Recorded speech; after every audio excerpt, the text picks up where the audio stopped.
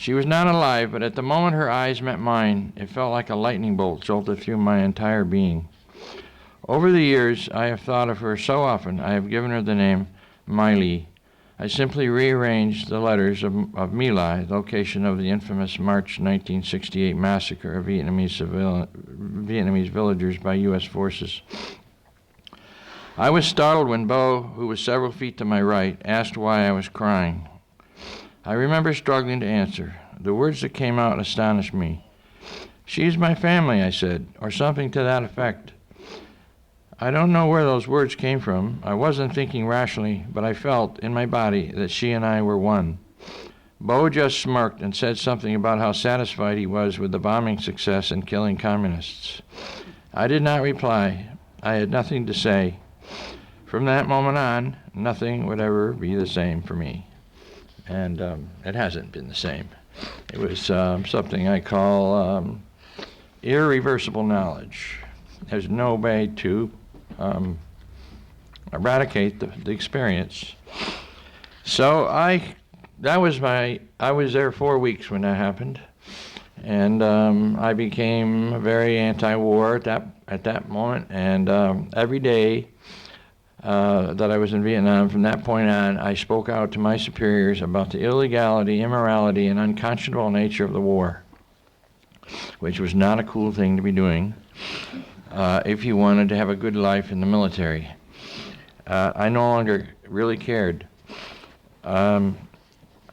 Interestingly enough, I was still there for 4 more months before they sent me home early. I was, when I was sent home, I also read court-martial charges against me, and I had no idea what was going to happen when I got back to the United States. However, I did it my whole 4 years, and I never got court-martialed, and I got out with an honorable discharge, I was, of course, very relieved. I remember one moment after that, being in that village, where I was sitting on my bunk, and my face in my hands, and realizing that this may sound really strange, but I realized I wasn't going to be one of the guys. And really, I had always wanted and liked being one of the guys. And I was actually sad. I was feeling a loss. Even though it was a tremendous gain, I was feeling a loss in that moment. And when I did come back from Vietnam, I went out for beer with 5 of my high school classmates from a high school that had only 12 boys in my class and 16 girls, a rural school. And those 5 of us were the athletes of our class. And we actually enjoyed chatting about 10 years previously, our baseball and basketball championship teams. And after about 10 minutes, I wanted to switch to the war, even though I enjoyed those 10 minutes of talking about the days of the high school glory. And they all were for the war, and I just left, and I never saw them again. It was kind of like I couldn't believe that people were for the war, even though I had been for the war after the experience. So it was just kind of depressing, realizing, wow, people were really dumbed down, as I had been. Now, when I was drafted, I was in law school. I had a deferment, I thought, and there was a loophole in the deferment law, so I actually, that's why I enlisted in the Air Force rather than going in the Army. But when I got back from Vietnam, I finished law school, passed the bar in Washington, D.C., and began what I thought was going to be a practice of law. And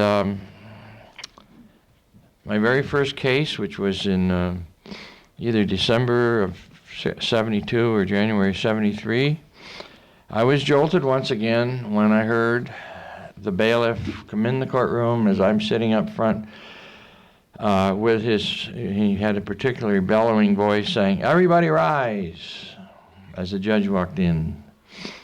And I thought, whoa, I knew about protocol of the court. I had been in court many times as a law student, practicing with other lawyers.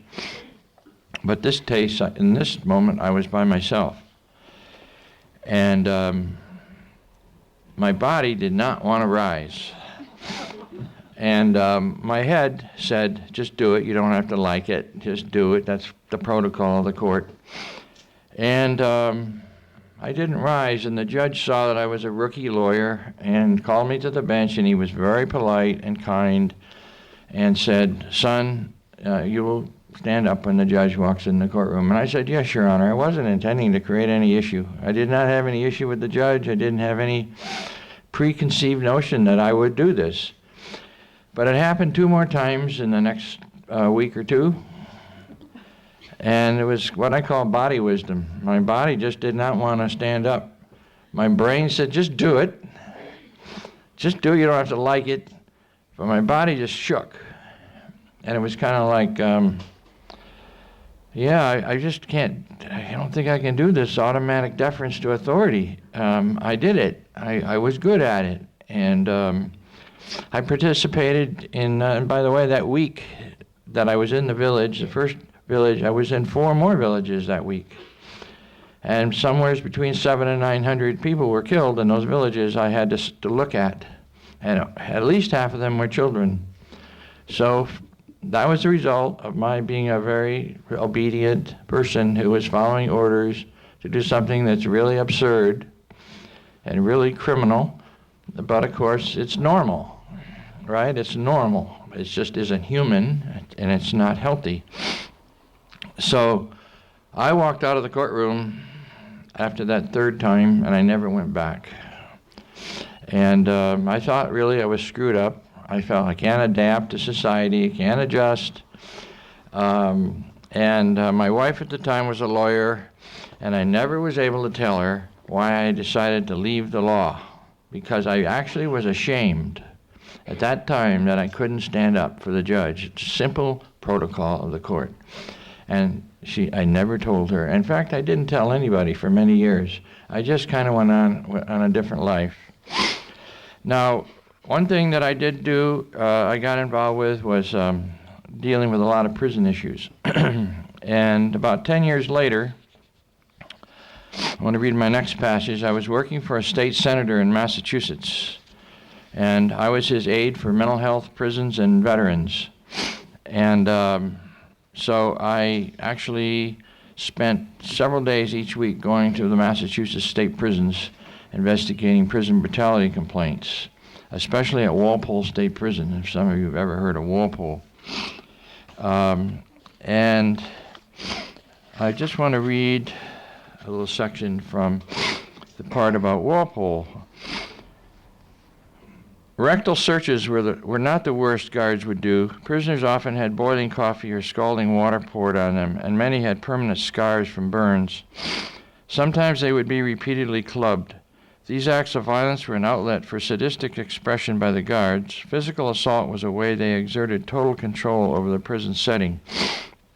It would have been easy for me to just blame individual guards, but my experience in Vietnam suggested something more sinister. In Vietnam, I saw firsthand the powerful force that social expectations exert over individual values and morality. I listened to pilots brag about their kills, and then saw little children who had been machine-gunned and napalmed to death by those same low-flying pilots who could easily see their victims. Veterans of all wars talk about the same phenomena. Normal procedures ignored, human beings treated like animals, a kill first and question later mentality that arises out of the inhuman chaos and catastrophe of war. After World War II, moral philosopher and political theorist Hannah Arendt, a Jew, watched the trial of Adolf Eichmann, the architect of the Nazi gas chamber policy, and was surprised to learn that he was, quote, neither perverted nor sadistic. Instead, she wrote, Eichmann and many others just like him were and still are terrifyingly normal. In his defense, Eichmann and many other Nazis argued they were simply law-abiding men implementing the policies of their government, policies that included exterminating millions of people. And by the way, we killed